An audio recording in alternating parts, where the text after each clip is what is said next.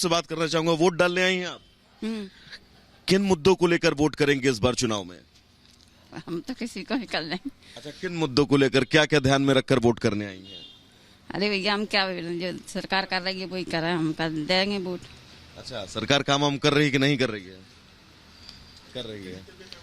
कुछ और भी वोटर्स हमारे साथ है। सर, आपने अपना वोट कास्ट कर दिया है, मुद्दे क्या कुछ ध्यान में रखकर आपने वोट डाला है? अरे कुछ नहीं है, मुद्दे क्या है, सब चल तो रहा है, सबको तो मालूम है ही है क्या क्या मुद्दे हैं, सब लोग कर ही रहे। कुछ यंग वोटर्स भी हमारे साथ है। आपने पहली बार मतदान किया है? नहीं, मैंने दूसरी बार किया है, बट मेरी एक अपील है गवर्नमेंट से कि हमारे एजुकेशन को लेकर के कोई भी पॉलिसीज नहीं बन रही हैं, रिजर्वेशंस बढ़ते जा रहे हैं। हाँ, महात्मा गांधी ने इंट्रोड्यूस करे थे, बट वो वे बैक था जब डिफरेंस बहुत ज़्यादा था, पार्शलिटी तब थी, अब नहीं है।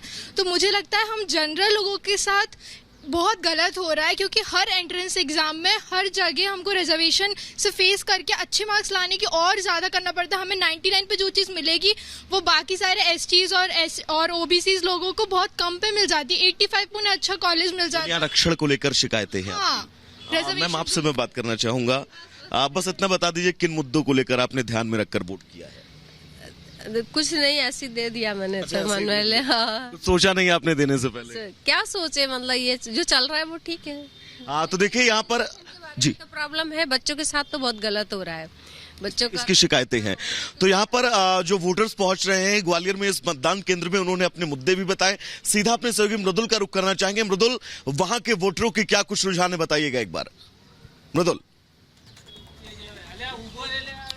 सबसे पहले मैं देखिए दर्शकों को बताना चाहूँगा कि गुजरात में मतदान प्रतिशत जो 1 बजे तक आपने बताया 39, थोड़ा सा कम यहाँ पर हुआ है वैभव, लेकिन अभी भी बड़ी संख्या में वोटर्स निकल रहे हैं। गर्मी एक बड़ी वजह है, लेकिन उसके बावजूद अच्छे मतदाता यहाँ पर आ रहे हैं, उनकी संख्या धीरे धीरे बढ़ती हुई नजर आ रही है। कुछ युवा लोग भी हमारे साथ हैं। भैया, क्या माहौल चल रहा है गुजरात में? बहुत ताप है, बहुत धूप है। अच्छा, इसके लिए जाना पड़ता है बाइक लेके घर पे। अच्छा।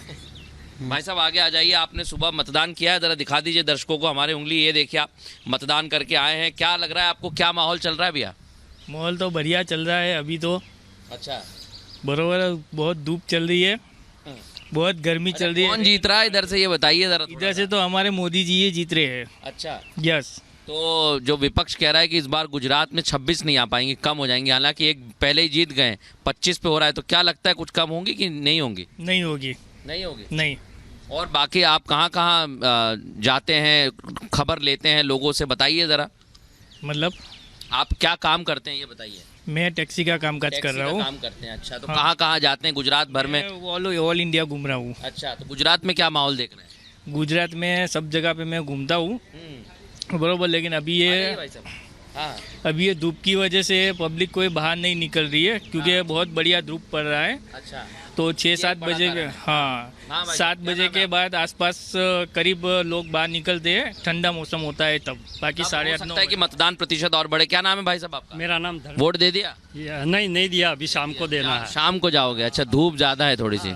क्या लग रहा है माहौल? बहुत बढ़िया माहौल है, और सबको पूछते हैं हम कि आपने किसको वोट दिया, किसको वोट दिया, तो सब ज़्यादा तो यही बताते हैं कि मोदी जी को वोट दिया। अच्छा, आप भी रिपोर्टिंग कर रहे हो? हाँ, मैं रिपोर्टिंग भी कर रहा हूँ।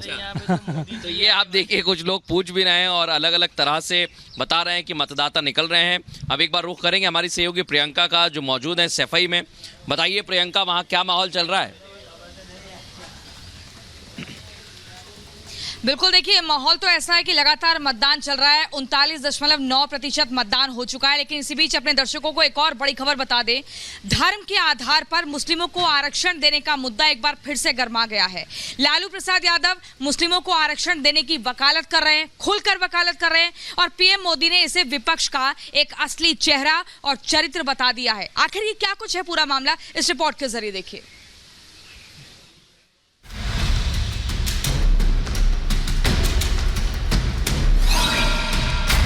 लोकसभा चुनाव में अल्पसंख्यक वोटों की लड़ाई। विपक्ष ने खेला मुस्लिम आरक्षण वाला दांव। पीएम मोदी के आरोपों पर लालू यादव की मुहर। विपक्ष की खुफिया रणनीति अब जुबान पर आई। धर्म के नाम पर आरक्षण का मुद्दा शांत होने का नाम नहीं ले रहा है। बीजेपी के आरोपों के बाद अब विपक्ष भी इस मुद्दे पर खुलकर सामने आ गया है। चुनावी रैलियों में प्रधानमंत्री मोदी इस मुद्दे को जोर शोर से उठा रहे हैं। विपक्ष ने पहले इस मुद्दे पर थोड़ी झिझक दिखाई थी, लेकिन अब इंडी गठबंधन के नेता भी इस मुद्दे पर खुलकर बैटिंग करने लगे हैं।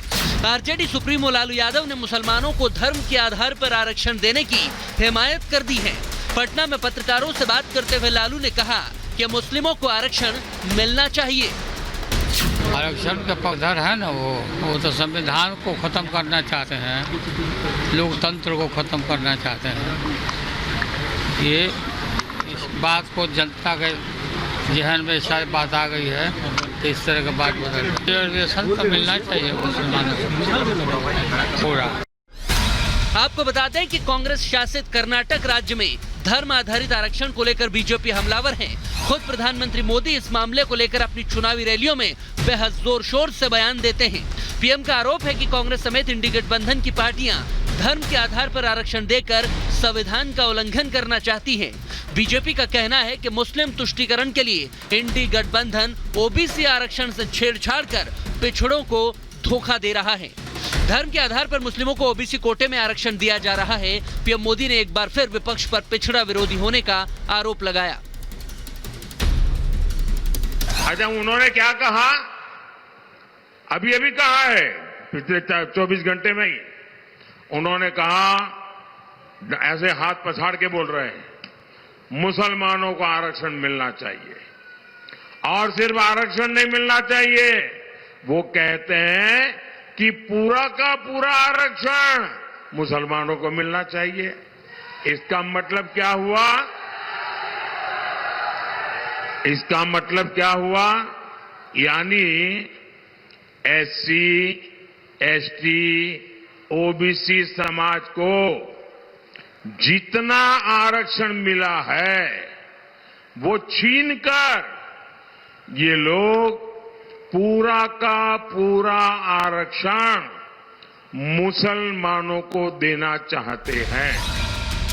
लोकसभा चुनाव के अभी 4 चरण बाकी हैं। पहले बीजेपी ने इस मामले को लेकर सियासत शुरू की, लेकिन अब विपक्ष भी इस मुद्दे पर अपना फायदा देख रहा है। विपक्ष को उम्मीद है कि मुस्लिमों के आरक्षण के वादे से उनका वोट बैंक और भी मजबूत होगा। हालांकि विपक्ष के ज्यादातर दल खुद को पिछड़ों के हिमायती होने का दावा करते हैं, लेकिन मुस्लिम वोट बैंक के लिए इंडी के नेता अपने कोर वोट से भी समझौता करने के लिए तैयार दिख रहा है। चुनाव के बीच में धार्मिक तौर पर आरक्षण का ये मुद्दा किसे फायदा पहुंचाएगा, इसका पता 4 जून को ही चलेगा। Bureau report, Republic Bharat.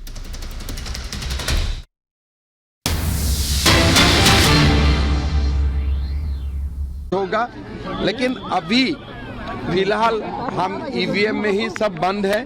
EVM बताएगा जो भी हुआ है, लेकिन मेरा अपना कॉन्फिडेंस है असम में, उत्तर पूर्व में जो भी विकास हुआ है, लोग उनके लिए ब्लेसिंग्स करेगा और ब्लेसिंग्स मिलेगा।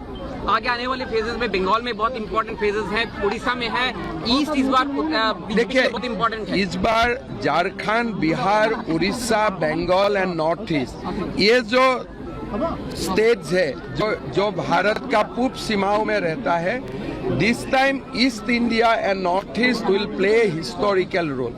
Will it actually play the role of making whether the BJP government comes back to power or not? You see, whether it is a Jharkhand, whether it is a Bihar, whether it is a Orissa, whether it is a Bengal, whether it is in Assam, we are going to see a landslide for Prime Minister.